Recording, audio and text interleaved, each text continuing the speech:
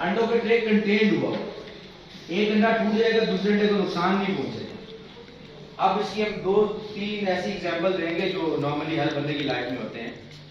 अगर आपका बच्चा पैदा होता है तो आप इसकी वैक्सीनेशन कितने अर्से तक कराते हैं? 4 साल। 6 महीने बाद एक टीका लगता है, फिर कुछ 6 महीने बाद एक टीका लगता है। वो किस लिए लगता है? गोरा कहता है how to protect the fire, how to detect the fire and how to fight the fire.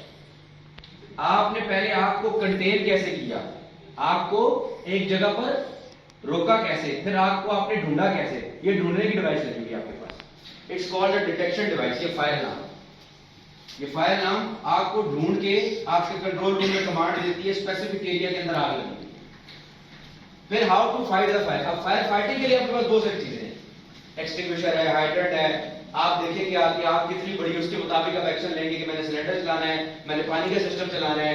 ये आपने आग लगने के बाद, अब कॉन्सेप्ट क्या है, इस कमरे के अंदर आग को रोकना कि इस कमरे से आग उस कमरे में शिफ्ट ना हो। It's called a protection. मैंने क्वेश्चन नंबर 1 कहा ना, how to protect the fire. हमने आग को एक जगह कंटेन कैसे करना है, हमने बिल्डिंग को अंडे की ट्रे की तरह कैसे बनाना है कि मेरे अगर एचआर रूम में आग लगी है तो एडमिन रूम में शिफ्ट ना हो जाए, एडमिन रूम में आग लगी तो मशीन रूम में शिफ्ट ना हो जाए, मशीन रूम में आग लगी तो इलेक्ट्रिकल रूम में शिफ्ट ना हो जाए। तो उसको कंटेनमेंट करने को पैसिफाइड सॉल्यूशन बोलते हैं, उसको कंटेन करने को।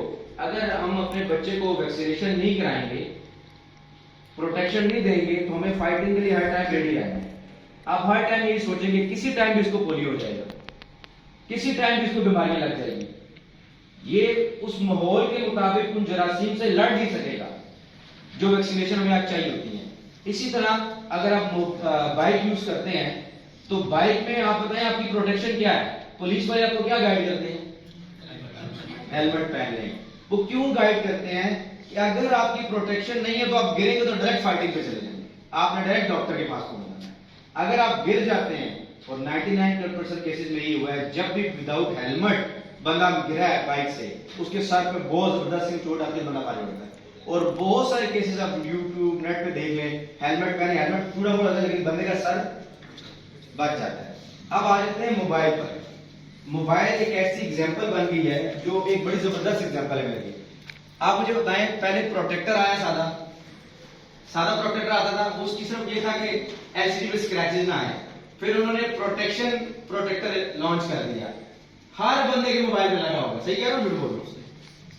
अच्छा, अब मेरे साथ हजारों दफा, कई दफा मोबाइल मेरा मैं बेगाम को उठाता और मैं कहता हूं ठीक है चल रहा है। ऐसे ही है ना, आपके दिल, आप 99% श्योर होते हैं कि मेरा प्रोटेक्टर लगा हुआ है मेरे मोबाइल को। हाँ, सम टाइम ये होता है कि मोबाइल किसी ऐसे एंगल में गिर जाता है कि उसमें क्रैक्स आ जाते हैं। अदरवाइज प्रोटेक्टर लगा हो, जाहिर बात है 500-1000 रुपए का प्रोटेक्टर होता है, वो गारंटी देता है कि सर ये आपका मोबाइल, बच्चे कहीं तो फैन देते हैं, कुछ हो जाता है तो प्रोटेक्शन आपके मोबाइल में होगी तो आप बड़े मुतमईन होंगे कि यार नहीं, अब मेरा मोबाइल गिर गया, मुझे कुछ नहीं, मैं मेरे मोबाइल को कुछ नहीं हुआ, मैं डायरेक्ट फाइटिंग में नहीं गया। लेकिन अगर प्रोटेक्टर नहीं लगा होगा, आप 100% श्योर होते हैं, बस भाईजान वो जाओ 15-16 हजार की एलसीडी को या इस तरह रहता है। तो फायर के अंदर भी अब ये टेक्नोलॉजी, वैसे तो आगे 14-15 साल से हम लोग ये ट्रेनिंग कर रहे हैं, लेकिन अब क्योंकि आपके एसओपीज बड़े सख्त होते जा रहे हैं, बायलॉज बड़े सख्त होते जा रहे हैं, तो इसकी ट्रेनिंग देना बड़ा जरूरी था कि आपको फायर प्रोटेक्शन के बारे में समझाया जाए।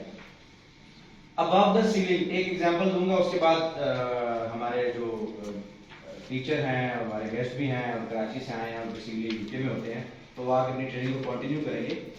फॉर एग्जांपल, ये आपका पूरा कमरा है, इस कमरे के ऊपर क्या चल रही है? सीलिंग।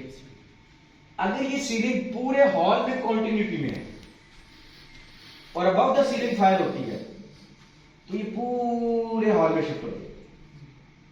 हमने क्या करना है, इस कमरे को कंटेन करने के लिए फायर स्लैब लगानी है सीलिंग से ऊपर, चारों तरफ फायर स्लैब लगेगी तो आपकी सीलिंग से ऊपर वाली फायर रुक जाएगी।